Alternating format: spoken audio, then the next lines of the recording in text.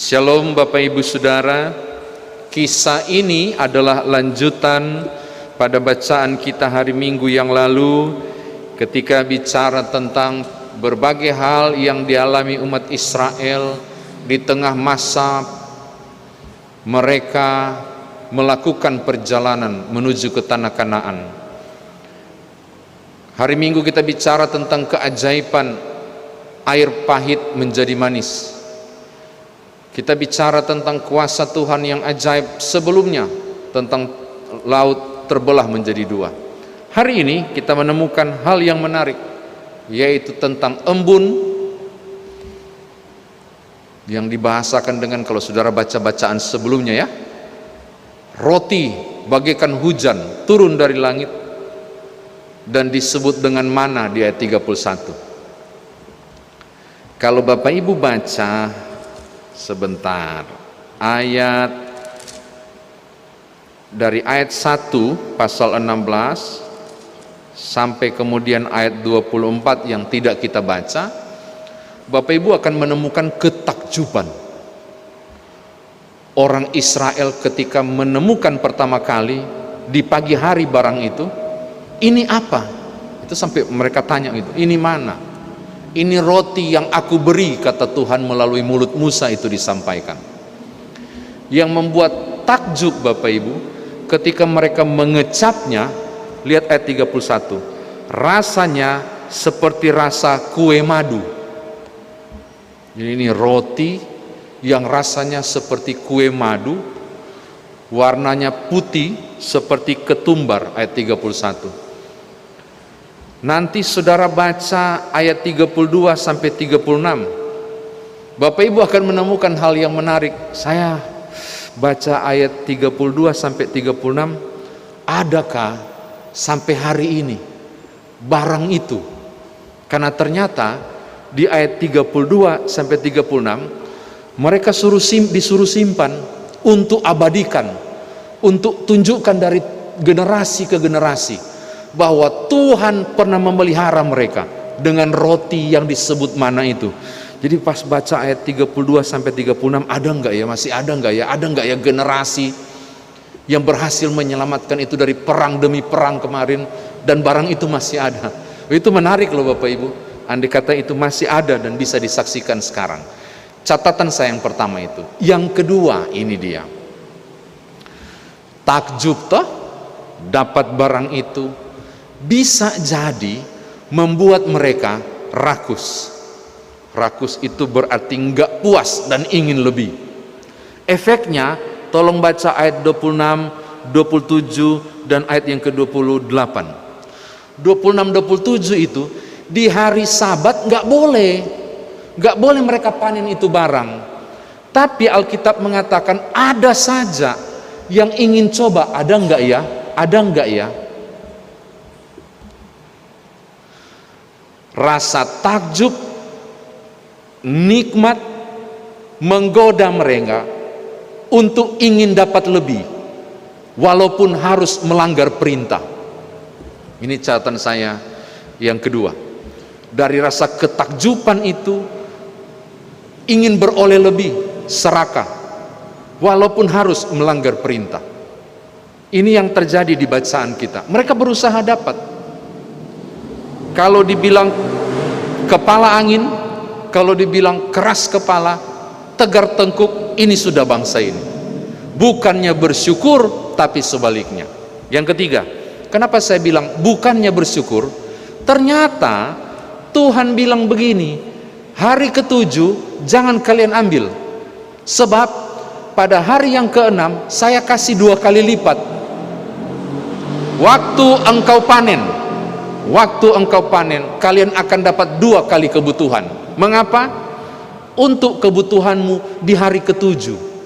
Saudara bisa bayangkan, seharusnya di hari ke-7 tidak usah keluar, tapi angkat syukur melalui Sabat, beristirahat, beribadah kepada Allah, dan terima kasih Tuhan, kami tidak perlu kerja hari ini cari itu barang, karena sudah cukup di hari ke-6 2 kali lipat dapat. Tetapi tidak, kepala angin, tidak tahu bersyukur, tidak puas, serakah saya katakan. Terakhir, Apa reaksi Tuhan? Tolong lihat ayat yang ke-28. Aduh, miris banget. Ini kalau Bapak Ibu baca latar belakang dengan baik, Bapak Ibu bisa menjiwai kalimat ini. Lihat ayat 28. Sebab itu Tuhan berfirman kepada Musa,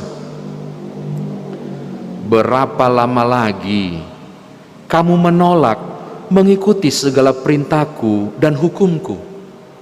Saya kira-kira mau membahasakan secara memelas. Lihat, raja di atas segala raja, Tuhan di atas segala Tuhan. Pas lihat ada yang cari di hari ke-7 itu, saya lagi membayangkan betapa pedih hati Tuhan. Kurang apa berkatku? Kurang apa penyertaanku? Cuma untuk sekian gomer itu saja Engkau melukai hatiku dengan cara melanggar perintahku. Itu kan yang bikin saya membayangkan betapa hancur hati Tuhan sambil berkata, berapa lama lagi kamu menolak mengikuti perintahku.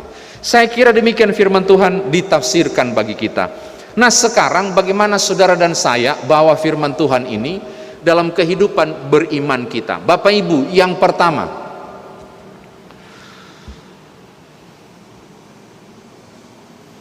sudahkah saudara dan saya berani bereksperimen untuk mulai menghitung apa yang saudara dapat dari Tuhan? Ini saya ngomongnya sambil senyum, cuma nggak kelihatan.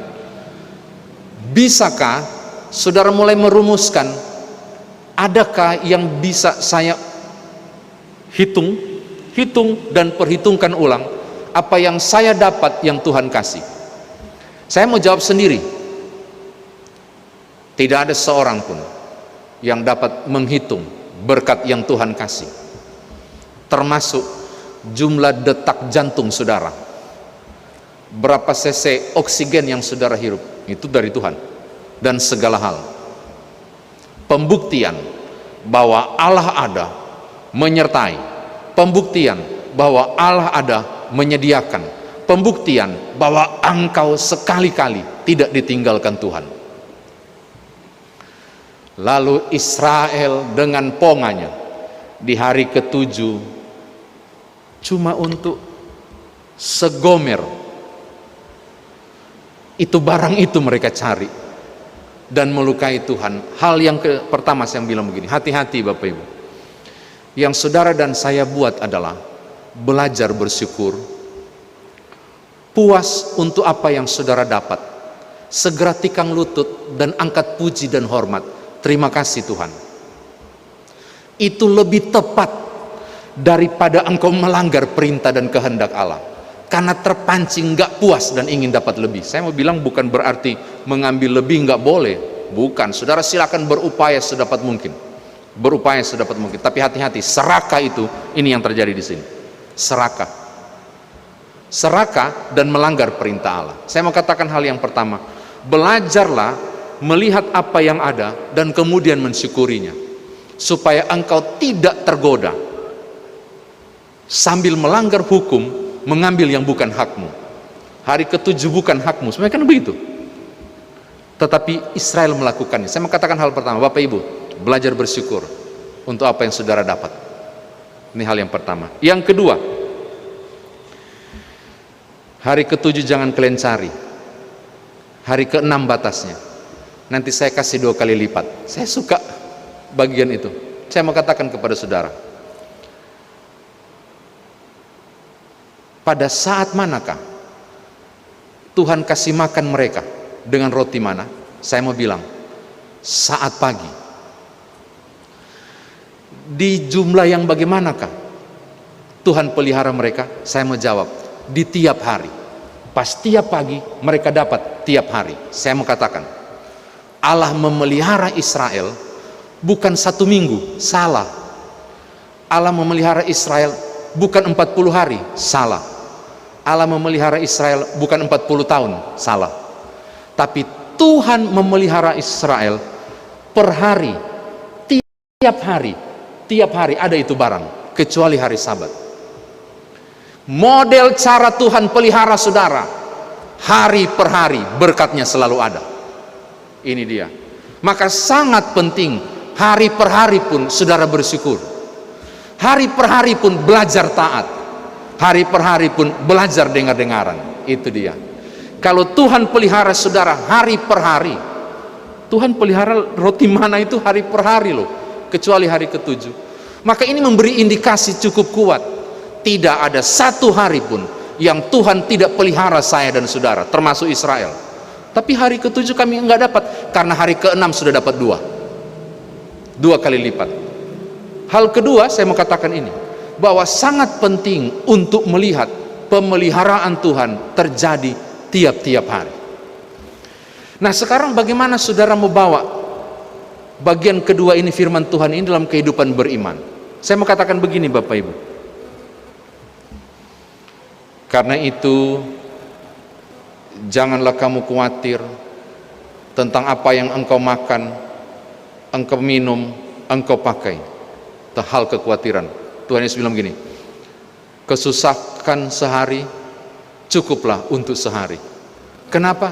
Karena aku memelihara engkau tiap-tiap hari. Saya mau tutup, mau bilang begini kepada Bapak Ibu, roti mana adalah simbol pemeliharaan Tuhan tiap-tiap hari. Maka teruslah maju, meyakini ada Tuhan di tiap-tiap hari perjalanan hidup saudara. Ada Tuhan yang menyediakan di tiap-tiap hari persoalan hidup saudara diselesaikan. Ada Tuhan yang mendampingi saudara di tiap-tiap hari. Kesusahan sehari cukuplah untuk sehari. Kedua, terakhir sekali, belajarlah taat juga, dan belajarlah bersyukur di tiap-tiap hari, karena di tiap-tiap hari ada Tuhan untukmu. Belajarlah taat di tiap-tiap hari, karena di tiap-tiap hari Tuhan setia untukmu. Jadi aneh kalau Tuhan setia untuk saudara, baru engkau dan aku tidak taat kepadanya. Selamat menikmati penyertaan Tuhan. Belajar taat, belajar dengar-dengaran sebagai tanda syukur untuk apa yang saudara terima tiap-tiap hari penyertaannya. Haleluya, amin.